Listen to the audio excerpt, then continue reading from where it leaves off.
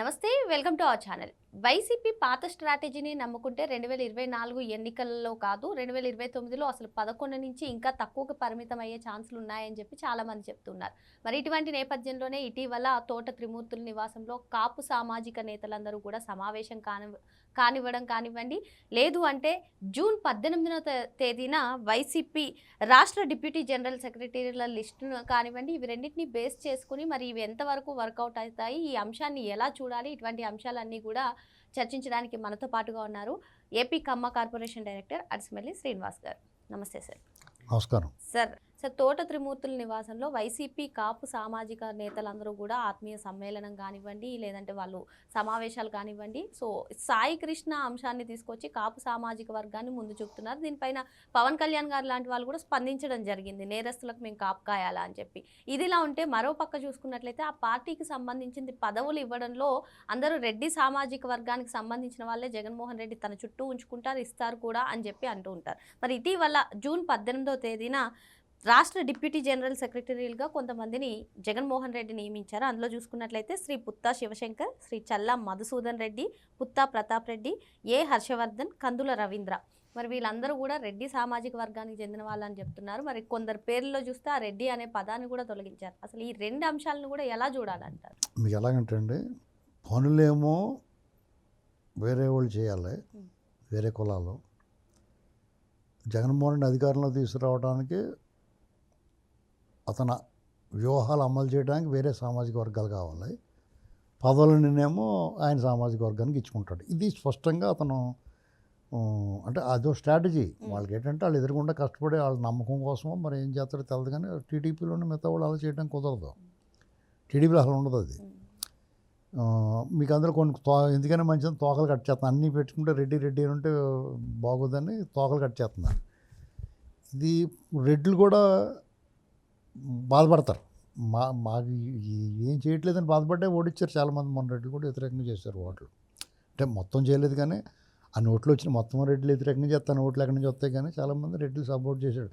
జగన్మోహన్ రెడ్డికి ఆ రెడ్లు ప్రాబల్యం ఉన్న చోట్ల ఓట్లు వచ్చినాయి, మిగతా చోట్ల ఎక్కడ రాలేదు.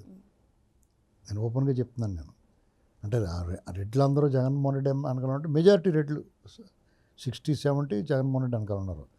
అసలు ఒరిజినల్ రెడ్లు అందరూ టీడీపీ వైపు, జనసేన వైపు, బీజేపీ వైపు ఉన్నారు. ఎందుకంటే అతను వదిలేశారు, వాళ్ళు ఎవరు ఉంచుకోరు అతను వెనకాల.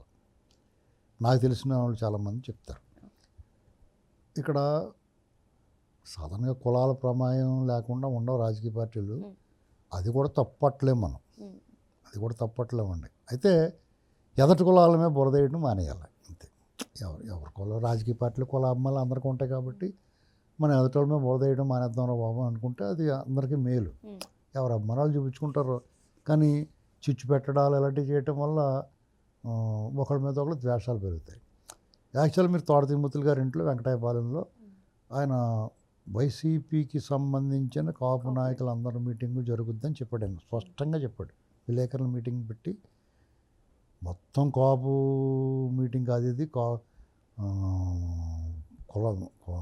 కుల సంఘం మీటింగ్ అవుతుంది. అలా పెడితే మా వైసీపీకి సంబంధించిన కాపు నాయకులు, ముఖ్య నాయకులు అందరితో కలిపి ఒక సమావేశం. ముద్రగడ పద్మనాభం గారు కూడా వస్తానికి ఆయన హెల్త్ బాగాలేదు, హైదరాబాద్లో ఉన్నారు. అయితే ముద్రగడ పద్మనాభం గారిని రమ్మంటాం కూడా కరెక్ట్ కాదు. ఎందుకంటే ఆయన రెడ్డి అని పెట్టేసుకున్నాడు కాబట్టి, ఆయన అంతా ఆయన డిక్లేర్ చేసుకున్నాడు కాబట్టి వీళ్ళు కూడా పిలవకూడదు, ఇంకా ఆయన ఇబ్బంది పెట్టకూడదు, ఆరోగ్యం బాగున్నా కానీ అని చెప్పాడు ఆయన. చెప్తే మామూలుగా ఆయన మా వాళ్ళే వస్తారో అందరూ, మేము మా పార్టీకి సంబంధించిన ఉన్నాం. ఇక్కడ జగన్మోహన్ రెడ్డి రాజకీయ పార్టీలో ఉన్నాడు కాబట్టి శ్రీమూర్తులు గారికి బలం ఉందా లేకపోతే అని చెప్పుకుంటే ఇండివిజువల్గా కూడా బలం ఉన్నవాడు, ఇండిపెండెంట్గా గెలిచిన వ్యక్తి అతను తోట తిరుమతులు గారు. కారణం ఏంటంటే రామచంద్రపురం నియోజకవర్గంలో ప్రధానంగా కాపు సామాజిక వర్గం చెట్టుబల్జీల మధ్య ఒక రకమైన పోటాపోటీగా ఉంటుంది. అక్కడ రాజకీయ పార్టీలకు సంబంధించి పిల్లి సుభాష్ చంద్రబోస్ గారు అప్పుడు కాంగ్రెస్ కానీ తర్వాత వైసీపీ కానీ ఉన్నాడు. తోట తిరుమూర్తులు గారు టీడీపీ కానీ ఇండిపెండెంట్గా కానీ ఉన్నాడు. అలాగే పిల్లి సుభాష్ చంద్రబోస్ గారు కూడా ఇండిపెండెంట్గా గెలిచిన చరిత్ర ఆయనకే ఉంది. వాళ్ళిద్దరూ ఒకళ్ళు ధీటుగా ఉండే నాయకులుగా ఉన్నారు, ఎదిగారు. అంతకుముందు అటు నుంచి ఇటు నుంచి వేరే వాళ్ళు గెలిచినా వీళ్ళిద్దరూ ప్రధానంగా ఉంటారు. ఇక్కడ తోట త్రిమూర్తులు గారికి చాలామంది అనుకున్నట్టుగా కమ్మారికి కాపులకి వైరం అనుకుంటారు కదా చాలామంది. కాదండి, అక్కడ రామచంద్రపురం నియోజకవర్గంలో తోట త్రిమూర్తులకి కమ్మార్ సపోర్ట్ కూడా ఉంది. కూడా ఉండటం కమ్మార్ సపోర్టే ఉంది ఎక్కువ.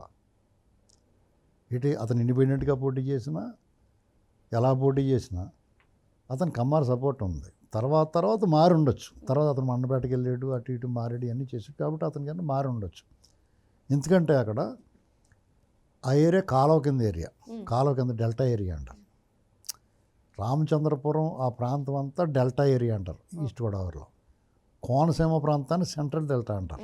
అక్కడ 3 పంటలు పండుతుంది, ఇక్కడ 2 పంటలు పండుతుంది. మధ్యలో అంతర పంటలు ఒకటి చిన్న పెసలు గెసలు అట్లా వేస్తారు.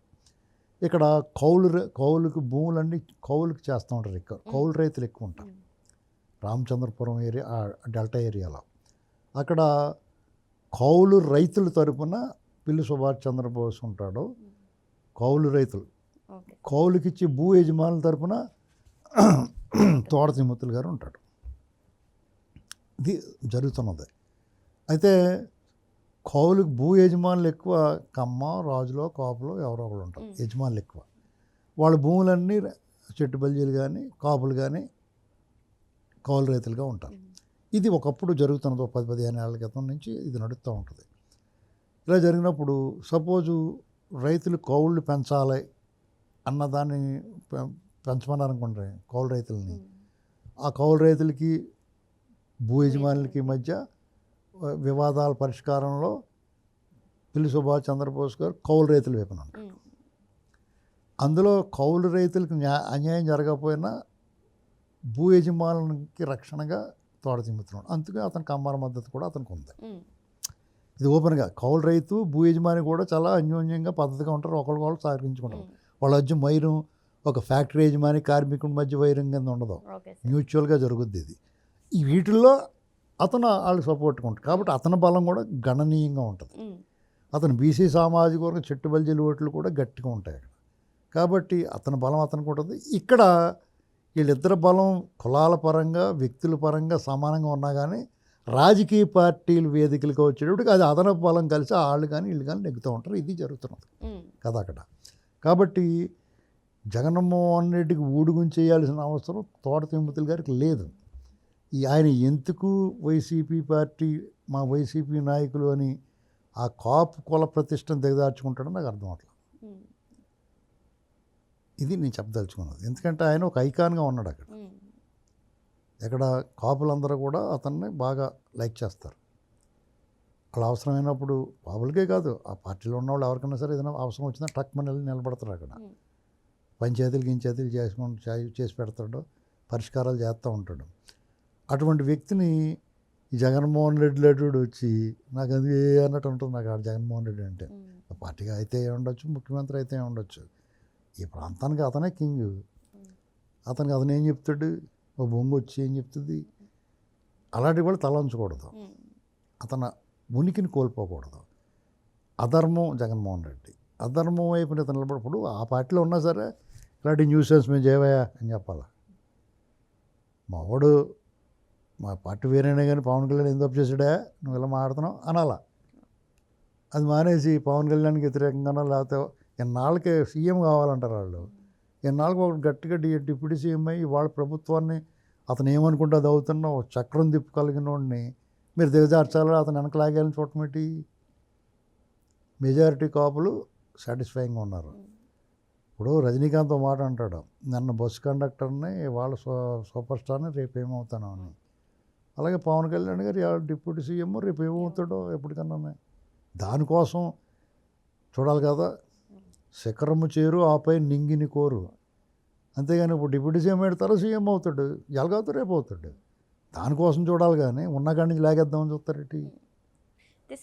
ఇది వీళ్ళు ఏం చేసినా జగన్మోహన్ ట్రాప్లో ఇప్పుడు నువ్వు ఇండివిజువల్గా నీ పరపతి పెంచుకోవడానికి నువ్వు చేసావనుకో ఓకే, నువ్వు జగన్ కోసం చేయటం ఏంటి.